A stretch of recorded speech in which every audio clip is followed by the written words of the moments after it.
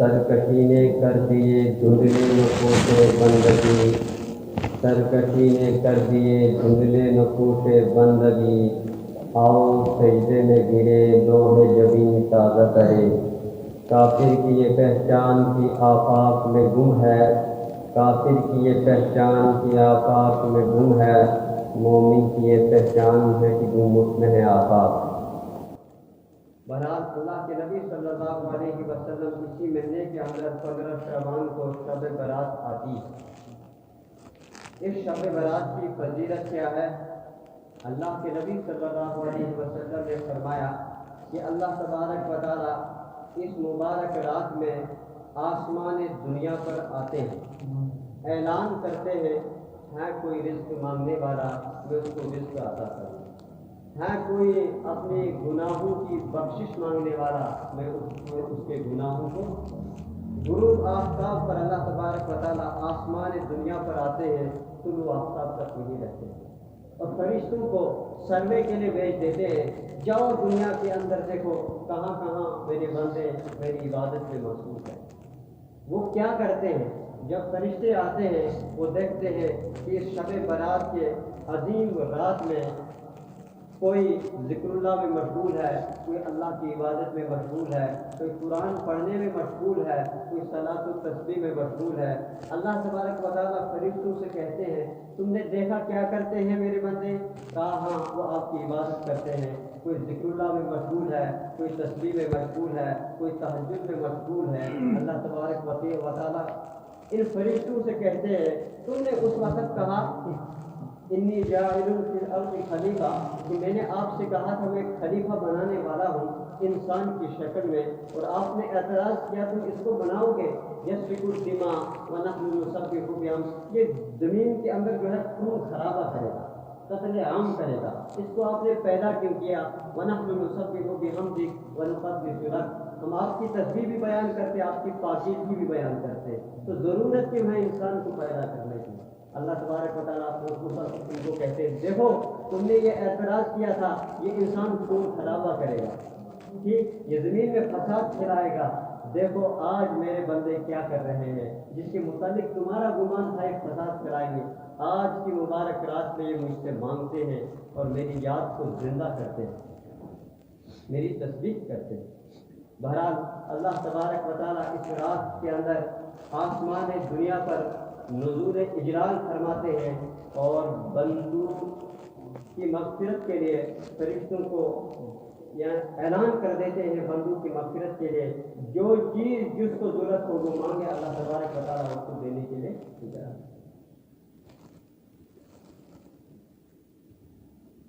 لیکن اس مبارک رات کے اندر کچھ لوگ ہیں جن کی مغفرت نہیں ہوتی۔ نمبر 1 مشرک، حدیث پاک میں آتا ہے شب برات کی عظیم رات کے اس عظیم وقت میں اس بندے کی مغفرت نہیں ہوتی۔ تو شرک ایک ایسا بڑا گناہ ہے، قرآن نے کہا ان اللہ لا یغفر ان یشرک بہ ویغفر ما دون ذلک لمن یشاء، یقینا اللہ تبارک و تعالیٰ شرک کے علاوہ جس گناہ کو چاہے گا معاف کر دے گا، لیکن شرک اتنا بڑا گناہ ہے کہ اللہ تبارک معاف کرنے کے لیے تیار ہے۔ وَيَغْفِرُ مَا دُونَ ذَلِكَ، اس کے علاوہ جو بھی گناہ ہوگا معاف کر دے گا، لیکن شرک، اور آپ صلی اللہ علیہ وسلم کو اللہ تبارک و تعالیٰ نے کہا کہ شرک کتنا بڑا گناہ ہے، لَإِنْ أَشْرَكْتَ لَيَحْبَطَنَّ عَمَلُكَ وَلَتَكُونَنَّ مِنَ الْخَاسِرِينَ، اے نبی اگر آپ نے شرک کیا آپ کے اعمال کو ہم غارت کر کے رکھ دیں گے، ضائع کر کے چھوڑیں گے۔ اگر آپ نے لئن اشرکت لیحبطن عملک ولتکونن من الخاسرین، اور آپ کا شمار نقصان اٹھانے والوں میں سے ہو جائے گا۔ یہ دھمکی اللہ نے کس کو دی؟ ایک پیغمبر کو دی جو گناہوں سے معصوم ہے۔ تو ہم کس ٹھیک صفحے میں ہیں اور ہم کس شمار میں ہیں کہ جب آپ صلی اللہ علیہ وسلم کو اللہ تبارک و تعالیٰ یہ کہہ رہے ہیں اگر آپ نے شرک کیا تو آپ کے اعمال بھی ضائع ہو جائے۔ یہ پہلا شخص مشرک جس کی شب برات کی مغفرت نہیں ہے۔ دوسرے نمبر پر مسبل ازار، تخنے سے نیچے پاجامہ رکھنے والا، تکبر کی نیت سے लोगों के नजरों में खूबसूरत बनने के गर्ज से तकने से नीचे पजामा रखने वाला अल्लाह तबारक व तआला जो है इसकी भी माग़फ़िरत से बारात है। और तीसरा शख्स कौन है? मुतकब्बिर, तकब्बुर करने वाला। क्या? तकब्बुर करने वाला। और इंसान तकब्बुर किस बात पर करे? जब दुनिया में आया तो कपड़े दूसरों ने पहनाए, जब जाता है तो दूसरे कपड़े पहनाते। तकब्बुर किस बात का करता है? ना आने के वक्त में भी मोहताज लोगों का, जाने के वक्त में भी मोहताज लोगों का, और फिर अकड़ के चलता है। और अकड़ के क्या कहता है? मैं जमीन को फाड़ सकता हूँ, आसमान की बुलंदी को पहुंच सकता हूँ। लेकिन अल्लाह कहता है तू ना जमीन की बुलंदी को पहुंच सकता है, ना तू जमीन आसमान की बुलंदी को भी पहुंच नहीं सकता, ना तू जमीन को फाड़ सकता। तकब्बुर किस बात कर सकता है? हज़रत उमर फारूक ने एक मरतबा खुतबा इरशाद फरमाया और कहा कि तकब्बुर करने वाला वो अपने नजरों में अपने आप को बड़ा समझता है, लेकिन लोगों की नजरों में वो खिंजीर और सुअर से बदतर होता है। तकब्बुर, मुतकब्बिर की मिसाल ऐसी है जैसे एक पहाड़ के ऊपर एक बंदा खड़ा है और वो वहां से देखता है, नीचे से एक बंदा उसको देखता है, नीचे से देखने वाला शख्स जो है उसको वो छोटा नजर आता है, लेकिन जो पहाड़ पर तकब्बुर करने वाला शख्स खड़ा है ये खुद अपने नजरों में बड़ा हो, ये नीचे जो बंदा चल रहा है मैं इससे बड़ा हूँ, लेकिन नीचे वाला जो बंदा है उसकी नजर में छोटा है। यही मिसाल है कि तकब्बुर करने वाला बंदा अपनी नजर में तो बड़ा होता है, लेकिन लोगों की नजरों में वो बड़ा नहीं। हज़रत उमर फारूक रज़ी अल्लाह तआला अन्हु सहाबा के मजमे में खड़े हुए और कहा, एक बात इरशाद फरमाई, ज्यादा कुछ नहीं कहा, हाँ मेरी माँ वो थी जो गोश्त चबाया करती थी। क्या? गोश्त चबाया करती थी। बस ये बात थी, नीचे उतर गए। आधी दुनिया पर हुकूमत है, लेकिन बात क्या कही? मैं उस माँ का बेटा हूँ जो गोश्त चबाया करती थी, जो गोश्त मुर्दे जानवर का गोश्त चबाया करती थी। सहाबा ने कहा ये कौन सी बात थी बयान करने की? कहा मेरे दिल के अंदर तकब्बुर की कोई ऐसी चीज़ पैदा होगी तो मैंने चाहा कि मैं कोई ऐसी बात पेश करूं जिससे मेरा तकब्बुर खत्म हो जाए। हज़रत उमर फारूक, आधी दुनिया पर हुकूमत, लेकिन और एक दिन मजमे के अंदर कहा एक शख्स खड़ा हो गया और कुछ खुतबा इरशाद फरमा रहे थे, तो एक बंदे ने मजमे में खड़े होकर कहा, ए उमर, अगर तुझे हुकूमत करते करते कोई गलती हो जाए अपनी तलवार से तेरी गर्दन उड़ा के रखूंगा। हजरत उमर फारूक गुस्सा नहीं हुए। आज का कोई हुक्मरान होता फौरन हुक्म दे के उसको कैद कर दो, जेल की सलाखों के पीछे डाल दो और उसको फांसी के तख्ते पर लटका दो। लेकिन उमर फारूक ने क्या कहा? अल्लाह तेरा शुक्र है अभी दुनिया के अंदर ऐसे अपराध मौजूद है कि अगर उमर गलत चलेगा तो उसकी गर्दन को सीधा कर सकते हैं। ये उमर फारूक ने कहा। तो तकब्बुर इंसान और बकरी में आज कोई फर्क नहीं रहा। बकरी भी मैं करती है, थोड़ा जोर से करती है, इंसान भी मैं करता है, थोड़ा आहिस्ता करता है। मैं ये अनानियत और तकब्बुर का कीड़ा ऐसा है कि इससे अल्लाह तबारक व तआला इंसान को बेशुमार नेकियों से और बेशुमार जो है सवाब से अल्लाह तबारक व तआला महसूस करता है। और खासकर नेकियों में तकब्बुर, माल का तकब्बुर उतना नुकसानदेह नहीं है जितना नेकियों में और इल्म में तकब्बुर नुकसानदेह है। बहरहाल मुतकब्बिर, पहले मुशरिक, मुस्बिल इज़ार, और तीसरे नंबर पर मुतकब्बिर। इस शख्स की भी शब बरात के अजीम रात में जो है मग़फ़िरत। चौथा है वालिदैन का नाफरमान। वालिदैन का इसकी भी मग़फ़िरत नहीं होती शब बरात में। और वालिदैन का नाफरमान क्या? जो सख्त तकलीफें पहुँचाता है, सख्त दुख अपने माँ बाप को पहुँचाता है। तो बच्चा थोड़ा सा मामूली बात कर लेता है, कभी कभार वो तो चलता है, लेकिन सख्त जो है उनकी दिल को जो बातें जख्मी करती है वो बातें बार बार वालिदैन की कहता, माँ बाप जो बोलते हैं वो करता नहीं है। لیکن ماں باپ کی اطاعت بھی ان امور میں جائز ہے جو شریعت کے مطابق ہوں، اور شریعت کے خلاف کسی کام کی اگر ماں باپ اجازت دے اس میں اگر یہ بچہ نافرمانی کرتا ہے تو اس کو حق ہے۔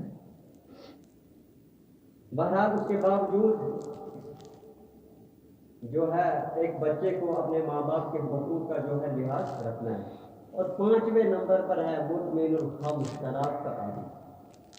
اس کی بھی شب برات میں مغفرت نہیں ہے، شراب کا عادی۔ تو اللہ تبارک و تعالیٰ ان 5 اشخاص کی شب برات کی عظیم اور مقدس رات میں مغفرت نہیں فرماتا۔ بہرحال یہ جو رات آنے والی ہے یہ توبہ کی رات ہے، اپنے گناہوں پر ندامت اور شرمندگی کی رات ہے۔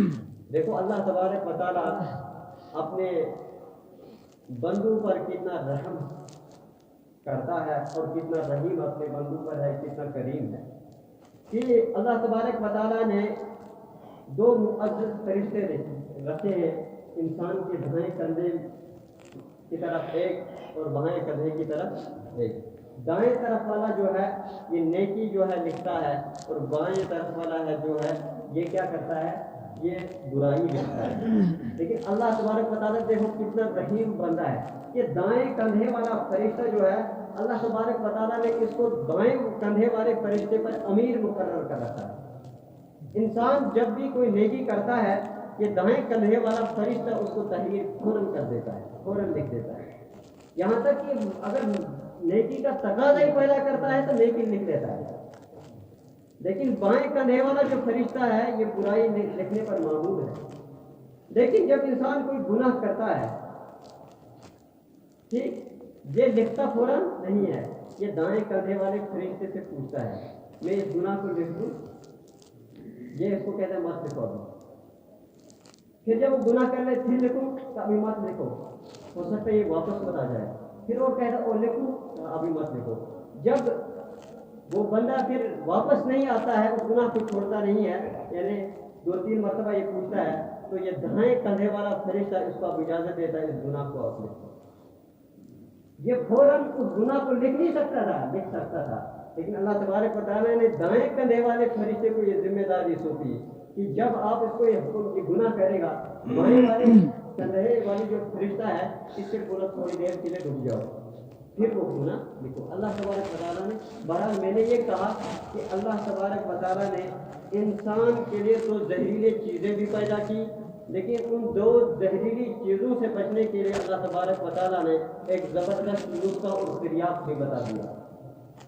2 زہریلی چیزیں کیا ہے؟ نمبر 1 نفس، نمبر 2 شیطان، نمبر 2 شیطان، کہ یہ انسان کو ہمیشہ جو ہے برائی کی طرف مائل کرتے، برائی کی طرف دعوت دیتے ہیں، ٹھیک، انسان کے اندر زہر پیدا کرنے کی کوشش کرتے ہیں۔ لیکن اللہ تبارک و تعالیٰ نے ان 2 زہریلی چیزوں سے بچنے کے لیے جو 2 نسخے ہمیں دیے ہیں وہ کیا ہے؟ نمبر 1 توبہ، نمبر 2 استغفار۔ کہ جب بھی یہ 2 زہریلی چیزیں تمہارے اندر اپنا اثر ڈالیں گے تو اس زہر کو ختم کرنے کے لیے تمہیں ان 2 نسخوں کو استعمال کرنا ہوگا، توبہ اور استغفار، توبہ استغفار۔ جب ہم توبہ اور استغفار کریں گے تو گناہوں کا یہ زہر جو ڈالا ہے نفس اور شیطان نے یہ ختم ہو جائے گا۔ یہ کیا ہو جائے گا؟ ختم ہو جائے گا۔ تو اللہ تبارک و تعالیٰ نے انسان کے لیے، اللہ کے نبی صلی اللہ علیہ وسلم نے فرمایا کہ اگر تم گناہ نہیں کرو گے اللہ تبارک و تعالیٰ تمہیں مٹا کے رکھ دے گا، دوسری قوم لے آئے گا، وہ گناہ کرے گی پھر توبہ کرے گی۔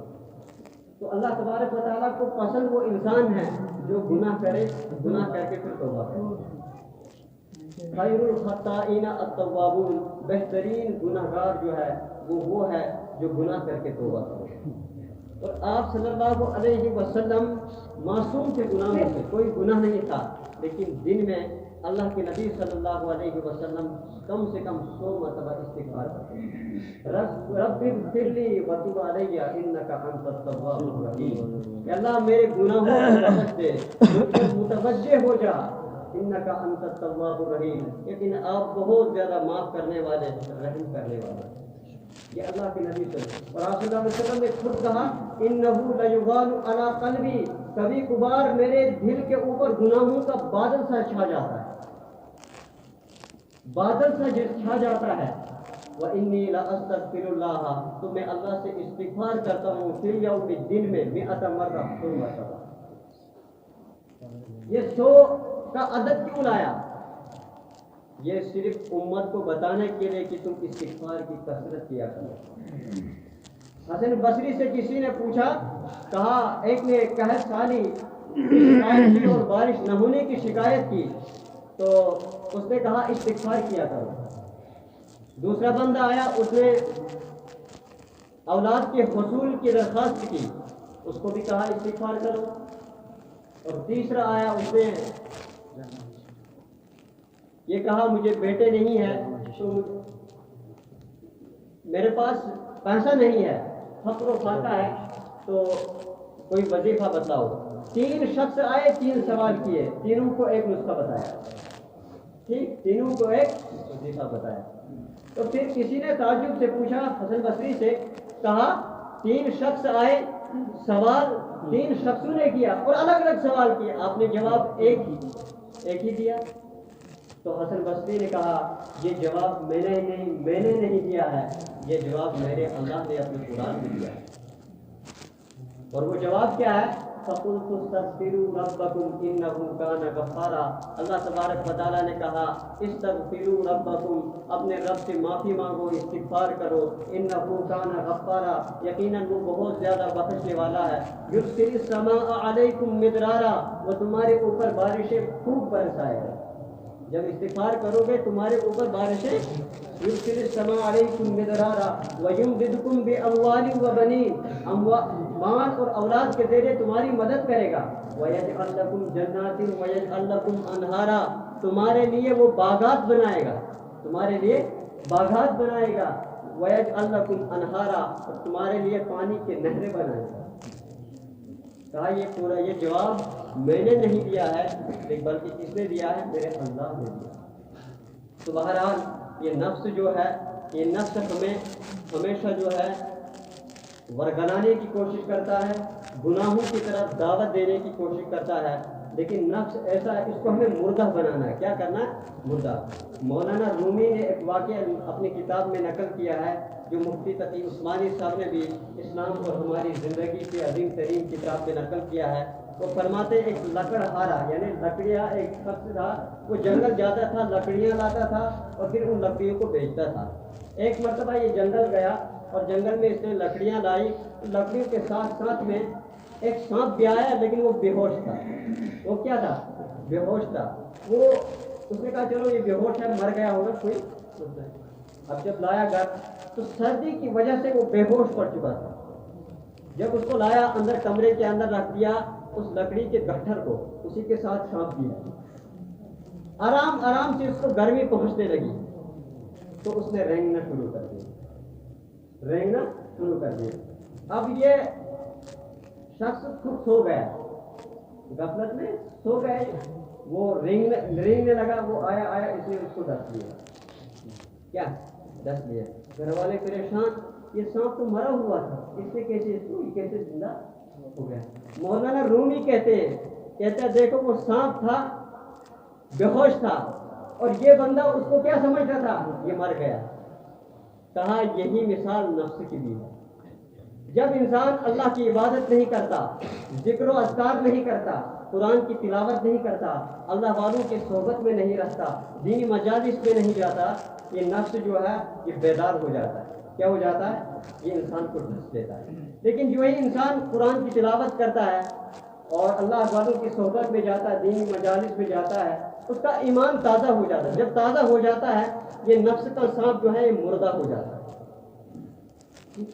और जो ही जितनी इसको मेहनत होती है, ये बिल्कुल मर जाता है। लेकिन जो ही आपने कुरान की तिलावत छोड़ दी, जिक्र अज़कार छोड़ दिया, अल्लाह के वालों की सोहबत में जाना छोड़ दिया, ये नफ्स जो है ये फिर जिंदा हो जाता है। ये नफ्स का सांप फिर जिंदा हो जाता है और इंसान को ढस लेता है। तो लिहाजा جس نفس کو ہمیں مردہ بنانا ہے، کس کے ذریعے مردہ ہو گیا؟ یہ صرف اللہ کی عبادت کے ذریعے مردہ ہو۔ اور گناہوں پر ندامت انسان کو اللہ کے قریب کر دیتا ہے، یہ چیز انسان کو اللہ کے قریب کر دیتی ہے۔ گناہوں پر ندامت اور شرمندگی اور احساس، یہ وہ چیز ہے جو انسان کو اللہ کے قریب کر دیتی ہے۔ اور نیکیوں پر فخر، نیکیوں پر تفاخر، یہ انسان کو اللہ سے دور کر دیتا ہے۔ حدیث پاک میں بنی اسرائیل کے دو آدمیوں کا واقعہ نقل ہے، ایک نیک تھا اور ایک فاجر و فاسق تھا۔ یہ فاسق و فاجر جو شخص تھا یہ جنگل میں تھا، اور جو نیک شخص تھا یہ ایک جگہ بیٹھا ہوا تھا، اور اس کو نظر آیا کہ بادل اس نیک شخص کے اوپر سایہ کیے ہوئے ہیں۔ تو یہ فاجر جو گناہ گار شخص تھا، اس نے کہا یہ کتنا نیک شخص ہے کہ اللہ تبارک و تعالیٰ اتنا کچھ ہے کہ سایہ اس پر، بادل اس پر سایہ کر رہا ہے۔ یہ آیا اور اس کے نزدیک بیٹھ گیا اور اس سے کہنے لگا، تو وہ جو نیک شخص تھا اس کو نیکیوں پر فخر تھا، تکبر تھا، تو اس نے کہا دفع ہو جائے یہاں سے۔ اس فاسق کو فاجر شخص کو بولا، اس کو دل میں اس کو عجز و انکساری تھی، دل کے اندر تواضع تھی کہ میں کتنا گندا انسان ہوں، لیکن اس کو اپنی نیکی پر غیب سے آواز آئی، تم دونوں اپنی زندگی کا آغاز نئے سرے سے کرو۔ نیک آدمی کو کہا، غیبی آواز کے ذریعے اس کو بتا دیا تیری نیکیاں جتنی تھی اس تکبر کی وجہ سے ضائع کر دی گئی، اس فخر کی وجہ سے ضائع کر دی گئی۔ اور اس بدکار شخص سے اس کو آواز دی گئی کہ تیرے سارے گناہ معاف کر دیے گئے، تیرے سارے گناہ اس عاجزی اور انکساری کی وجہ سے تیرے سارے گناہ، لہذا آج سے تم دونوں اپنی زندگی کا آغاز نئے سرے سے کرو۔ نہ نیک شخص کے اعمال میں نیکیاں رہی ہیں اور نہ بدکار شخص کے اعمال میں کوئی گناہ رہا ہے۔ تو اللہ تعالیٰ، اب دیکھو جس نے نقصان کس کا ہوا؟ جس کو اپنی نیکی پر فخر ہوا، تفاخر ہوا، جو اپنے آپ کو بڑا نیک اور زاہد اور فارغ سمجھتا تھا، نقصان اس کا ہوا، یا اس بدکار شخص کا جس نے زندگی میں کبھی نیکیاں ہی نہیں کی، جس نے نیکیاں، جس نے کمایا پھر نقصان۔ تو انسان کو اپنی عبادت پر، اس لیے کہتے ہیں کہ توبہ جو ہوتا ہے 3 چیزوں پر توبہ ہوتا ہے، 3 چیزوں کی وجہ سے انسان توبہ اور استغفار کرتا ہے۔ نمبر 1، جو کوتاہی ہوئی ہے گناہ پر توبہ کرنا، گناہ کے اوپر توبہ کرنا، اور پھر عبادت کے اندر جو کوتاہی رہ چکی ہے اس کوتاہی پر کیا ہے؟ توبہ کرنا۔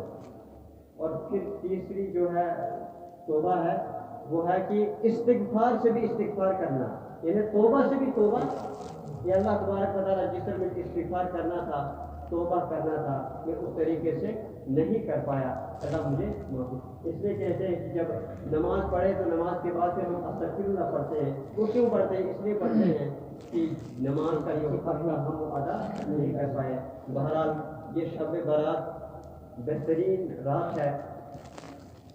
شب برات کے دن آپ صلی اللہ علیہ وسلم جو ہے شب برات 14 کی رات کو ہوتی ہے، اور 15 جو ہے شعبان کو روزہ رکھا جاتا ہے۔ اللہ کے نبی صلی اللہ علیہ وسلم مہینے میں 3 روزے رکھا کرتے تھے، اور وہ کہتے ہیں کہ جس نے مہینے کے اندر 3 دن کا روزہ رکھا اس کو پورے مہینے روزہ رکھنے کا ثواب ملتا ہے، پورے مہینے۔ اور عموماً حضور صلی اللہ علیہ وسلم ایام بیض کے روزہ رکھا کرتے تھے۔ ایام بیض 13، 14، 15 تاریخ کو ہوتے۔ بیض کا مطلب سفید، ایام ہو گیا دن، تو کیونکہ چاند جو ہوتا ہے وہ پوری روشنی پر ہوتا ہے ان 3 دنوں میں، اس لیے حضور صلی اللہ علیہ وسلم جو ہے اس دن روزہ رکھتے ہیں۔ شعبان کا روزہ اس وجہ سے رکھتے تھے، آپ صلی اللہ علیہ وسلم سے پوچھا گیا کہ 15 شعبان کا روزہ آپ کیوں رکھتے تھے؟ آپ نے فرمایا اس دن اللہ کی بارگاہ میں انسانوں کے اعمال پیش ہوتے ہیں، اور میں یہ چاہتا ہوں جب میرا نام اعمال اللہ کے ہاں پیش ہو جائے تو روزے کی حالت میں پیش ہو۔